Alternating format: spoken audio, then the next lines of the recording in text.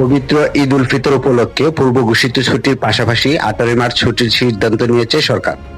আজ বৃহস্পতিবার সচিবালয়ে প্রধানমন্ত্রী তারেক রহমানের সভাপতিত্বে অনুষ্ঠিত মন্ত্রিসভার বৈঠকে এই প্রস্তাব উপস্থাপন করা হলে তা অনুমোদন দেওয়া হয়।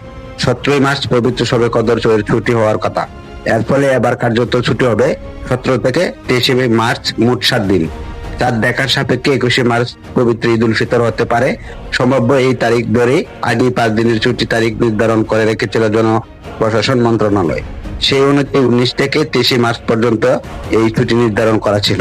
এর মধ্যে 21 মার্চ ঈদ উল ফিতরের দিন সাধারণ ছুটি। এছাড়া ঈদের আগে 19 ও 20 মার্চ এবং ঈদের পরে 22 ও 23 মার্চ নির্বাহী আদেশে ছুটি নির্ধারণ করা ছিল। এখন 18 মার্চ ছুটি হওয়ার কার্যত ঈদের আগে ছুটি হবে 4 দিন, কারণ 17 মার্চ পবিত্র শবে কদরের ছুটি হওয়ার কথা।